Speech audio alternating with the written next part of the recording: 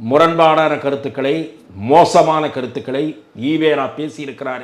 வரலாற்றின் பக்கங்களில் இருந்து அழிக்க முடியாத பேருண்மை அச்சாகி இருக்கிறது. ஆங்கிலத்திலே சொல்வார்கள் everything in black and white என்று. பிரிண்ட் ஆகி இருக்கிற விஷயம், அதுவும் அவர்களுடைய ஊதுகுழலாக இருக்கிற விடுதலை பத்திரிகையிலே தேதிவாரியாக. ஆகவே ஈவேராவுடைய அத்தகைய பேச்சுக்களை நாங்கள் துக்ளக்கிலே சில பல ஆண்டுகளுக்கு முன் 3-4 வாரங்கள் தொடர்ச்சியாக வெளியிட்டோம். அவற்றிலிருந்து சில உதாரணங்களை கூட என்னால் தேதிவாரியாக சொல்ல முடியும். தமிழை அவர் எவ்வளவு மோசமாக பேசியிருக்கிறார், தமிழ் இலக்கியங்களை, புலவர்களை எவ்வளவு மோசமாக பேசியிருக்கிறார், சிலப்பதிகாரத்தை ஒரு குப்பை இலக்கியம் என்று சொல்லியிருக்கிறார், கண்ணகி மடப்பெண் என்று சொல்லியிருக்கிறார், அவர் மதுரையை எரித்தார், அது எப்படி எரித்தார் என்பதெல்லாம் கட்டுக்கதை என்பது போல பேசியிருக்கிறார். ஆகவே அதைவிட நமது நாட்டில் வேறு வழியில் பிழைக்க முடியாதவர்கள் தமிழின் பெயரால் பிழைக்க துடிக்கிறார்கள். ஒருவேளை திமுகவைத்தான் சொல்லுகிறாரா என்று தெரியவில்லை. அவர்கள் துடிதுடிப்பு தான் தமிழை காக்க வேண்டும், தமிழுக்கு உழைப்பேன், தமிழுக்காக உயர் விடுவேன், இதெல்லாம் யார் சொல்கிறா இப்போ என்பது போன்ற கூப்பாடுகள். இதில் மற்ற மக்கள் சிக்குண்டு ஏமாந்து போகக்கூடாது என்று ஈவேரா கூறியது விடுதலை 16/3/1967 வந்திருக்கிறது.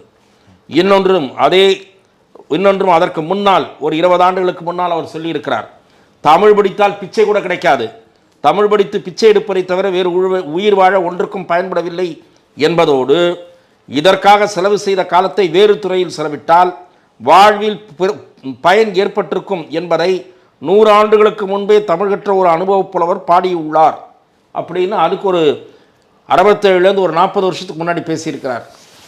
அதைவிட ஆங்கிலம்தான் முன்னேற்றத்துக்கு சிறந்த சாதனம் என்று மொழியும் அறிவும் என்ற நூலில் பேசியிருக்கிறார். இன்னொன்று, கலைமகளுக்கு அளித்த பேட்டி, குழந்தைகள் எல்லாம் வீட்டிலேயே இங்கிலீஷ் பேச வேணும், அது நல்ல நாகரிகத்தை கொண்டு வருது, ஏன் குரலை எடுத்துக்கிங்க, நான் மட்டும்தான் குரலை கண்டிக்கிறேன், குரலோடு நின்றுட்டா வளர்ச்சியே குன்றிவிடுமேன்னு தான். குரல் 2000 வருஷத்துக்கு முந்தினது, பெண்ணை ஆணுக்கு அடிமையாக்கி விட்டது அப்படின்னு அவர் சொல்லியிருக்கிறார். ஆகவே அதை விட ஒரு சொல்கிறார், வள்ளுவர் குரலையும் அந்தப்படியே அப்போது பகுத்தறிவுக்கு ஏற்றதல்ல என்று கண்டித்து வந்தேன். எல்லாவற்றையும் குறை சொல்லும்போது பலர் என்னிடம் எல்லாம் போய்விட்டால் நமக்கு எதுதான் நூல் என்று கேட்பார்கள். நான் இங்கே இருக்கிற மலத்தினால் கெட்ட நாற்றம் வீசுகிறது, அதை எடுத்து விடு என்று கூறினால் அந்த இடத்தில் என்ன வைப்பது என்றா கேட்பது என்று பதில் கூறுவேன். இது 1/6/50 விடுதலையில் வந்திருக்கு. அதாவது திருக்குறளை மலத்தோடு ஒப்பிடுகிறார். இப்படிப்பட்ட கருத்துக்களை தீக்கா வேண்டுமானால் பெரியார் துதிபாடுகிற ஈவேரா துதிபாடுகிற தீக்கா ஏற்கலாம், பெரியார் தீக்கா ஏற்கலாம், திமுக ஏற்கிறதா என்று நான் கேட்கிறேன். திருக்குறளை மலத்தோடு ஒப்பிட்ட ஈவேராவின் கருத்துக்களை, அதே போல தமிழை காட்டுவராண்டி மொழி என்று சொன்னதை, தமிழ் படித்தால் உருப்பிட முடியாது என்று சொன்னதை, சிலப்பதிகாரம் ஒரு குப்பை இலக்கியம் என்று சொன்னதை திமுக ஏற்கிறதா? விடுதலை சிறுத்தைகள் வேண்டுமானால் ஏற்பார்கள், ஏனென்றால் அவர்களுக்கு ஒரு தனி ட்ராக் கொள்கை வைத்திருக்கிறார்கள். ஆகவே சௌகரியமாக எடுத்துக்கொள்ளக்கூடாது. ஈவேராவை விமர்சித்தால் மொத்தமாகத்தான் விமர்சிக்க வேண்டும். ஒரு மனிதர் இதெல்லாம் நான் என்ன அளவில் பார்க்கிறேன் என்றால், அவர் சாதியின் பெயரால் ஏற்றத்தாழ்வுகள் இருக்கக்கூடாது, மனிதர்களுக்குள் பாகுபாடு இருக்கக்கூடாது என்ற கருத்தை நான் ஏற்கிறேன். நிறைய ஈவேரா முன்னுக்கு பின் முரணாக பேசியது மட்டுமல்ல, ஏற்றுக்கொள்ள முடியாத விஷயங்களை பேசியிருக்கிறார். காங்கிரசும் காந்தியமும் ஒழிய வேண்டும் என்று பேசியிருக்கிறார், தேதிவாரியாக ஆதரித்திருக்கிறது. கம்யூனிஸ்டுகளை பற்றி கொச்சையான முறையில் கம்யூனிஸ்டுகள் பொறுக்கி தின்பவர்கள் என்று வார்த்தையை பயன்படுத்தி இருக்கிறார். நான் அந்த வார்த்தையை சொல்லுவதற்கே வருத்தப்படுகிறேன். எவன் காலையாவது நக்கி பிழைப்பார்கள் என்று வார்த்தையை பயன்படுத்தி இருக்கிறார். இதை கம்யூனிஸ்டுகள் ஏற்பார்களா?